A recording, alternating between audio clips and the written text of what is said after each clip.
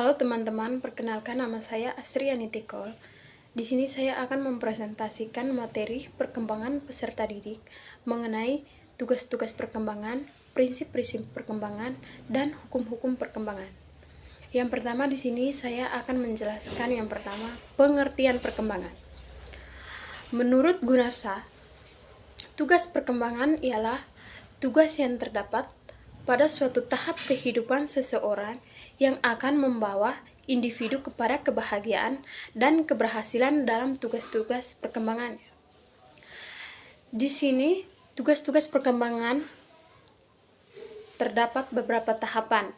Yang pertama, tugas perkembangan dari masa bayi dan anak-anak awal, yaitu terjadi pada umur 0 sampai 6 bulan. Jadi di sini beberapa anak-anak itu mereka belajar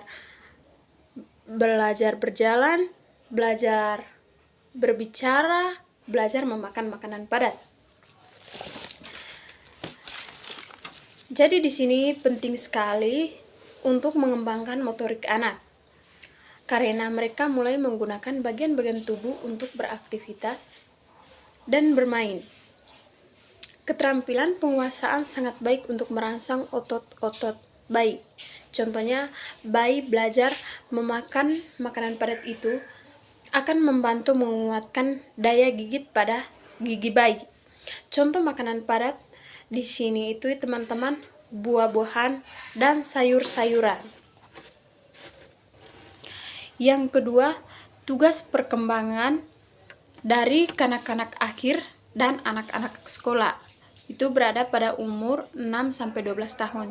Jadi di sini mereka itu belajar memperoleh keterampilan fisik untuk melakukan permainan, membentuk sikap yang sehat terhadap dirinya sendiri sebagai makhluk biologi, kemudian belajar bergaul dan dengan teman sebaya, belajar memainkan peranan sesuai dengan jenis kelaminnya, dan masih banyak lagi. Jadi di sini perkembangan ini mendidik moral, spiritual, nilai sosial, dan hati nurani sangat baik dikembangkan pada masa ini, karena masih bisa diberikan respon yang baik dari stimulasi yang diberikan oleh guru maupun orang tua. Untuk itu, peran lingkungan pun sangat berpengaruh pada diri individu pada masa ini, dan orang tua maupun guru harus dapat menyaring hal-hal yang baik atau tidak untuk perkembangan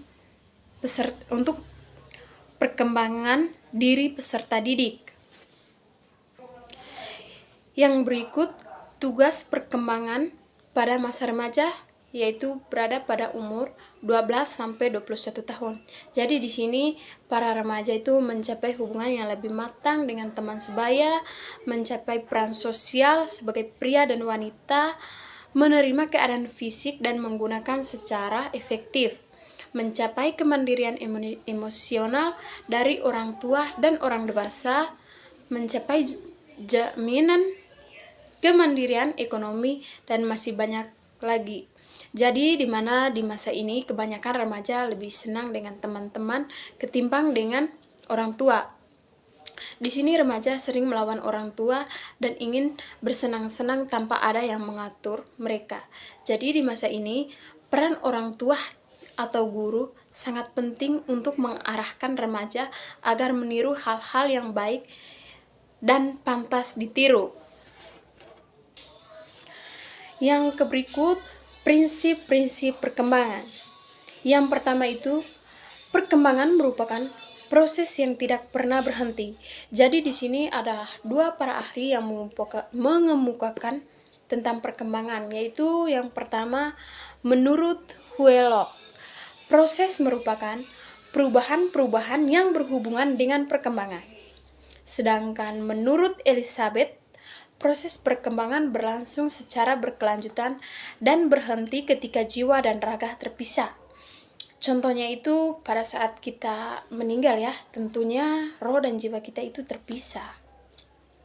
Yang kedua, prinsip perkembangan, yaitu semua aspek perkembangan saling mempengaruhi. Contohnya, seorang anak yang mengalami gangguan, misalnya dia sering sakit-sakitan, maka perkembangan seperti kecerdasannya berkurang dan mengalami kelabilan emosi.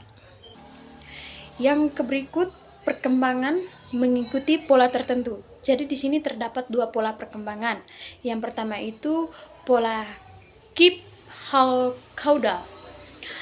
Jadi pola Kip-Hall-Caudal merupakan pola pertumbuhan cepat yang selalu terjadi dari bagian atas tubuh, yaitu kepala, leher, bahu, batang tubuh, dan seterusnya. Kemudian yang kedua, pola Proximodistan. Pola Proximodistan merupakan pola pertumbuhan dari pusat tubuh dan bergerak ke arah tangan dan kaki, seperti kendali otot tubuh dan lengan akan lebih mudah dilihat pada bayi sebelum kendali tangan dan jari. Di sini terdapat tumbuh kembang, yaitu perkembangan fisik, intelektual, dan emosional. Yang berikut, perkembangan terjadi pada tempo yang berlainan. Jadi, setiap anak mempunyai tempo kecepatan perkembangan fisik dan mental pada waktu yang berbeda. Ada yang cepat, ada juga yang lambat. Teori perkembangan yang terlalu cepat atau lambat menunjukkan kelainan yang relatif sangat jarang terjadi.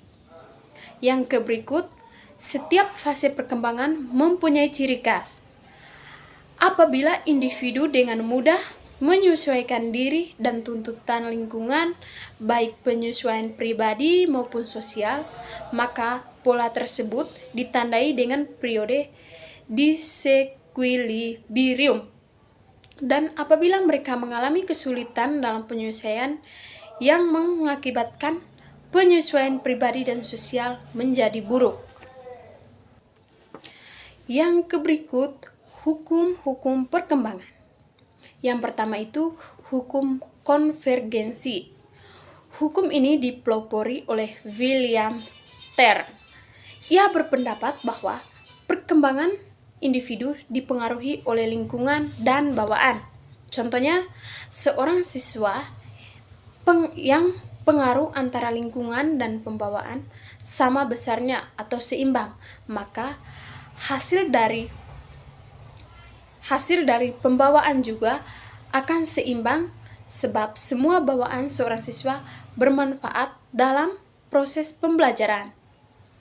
Yang kedua, hukum tempo perkembangan. Di sini, setiap anak mengalami perkembangan yang berbeda-beda dan dikategorikan cepat, lambat, dan sedang. Contohnya, ada sebagian siswa yang dapat dengan cepat memahami materi dan ada juga yang lambat bahkan sulit memahami materi. Jadi di sini guru tidak boleh langsung menganggap anak tersebut bodoh. Dan yang cepat memahami materi itu anak yang pandai atau pintar. Karena di sini kita seorang guru harus memahami bahwa perkembangan anak itu berbeda-beda. Dan yang berikut, hukum rekapitulasi. Hukum ini tertuju pada perkembangan seorang anak yang mengalami perkembangan dari ulangan kehidupannya. Di sini manusia akan mengalami tingkatan masa sebagai berikut. Di sini masa berburu. Di sini dia menangkap binatang, bermain panah, main pistol-pistolan. Kemudian yang berikut, masa mengembala. Di sini seorang anak tersebut senang memelihara binatang ataupun hewan-hewan lainnya ya teman-teman. Dan yang berikut, masa bertani, di mana dia suka berkebun dan masih banyak lagi. Dan yang berikut yaitu hukum bertahan dan mengembangkan diri. Jadi di sini tentunya kita sebagai manusia mempunyai hasrat atau dorongan untuk mempertahankan diri.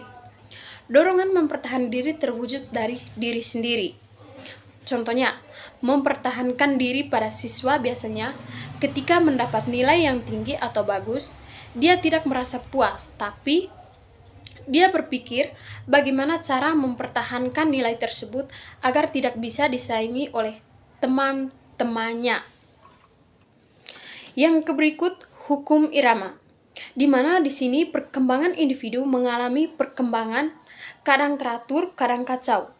Itu semua terjadi karena perkembangan masing-masing individu berbeda-beda. Perkembangan jasmani dan rohani individu tidak selalu mengalami perkembangan yang berurutan atau teratur, melainkan ada masalah besar atau kecil yang dilaluinya. Jadi, perbedaan itu semua disebabkan oleh faktor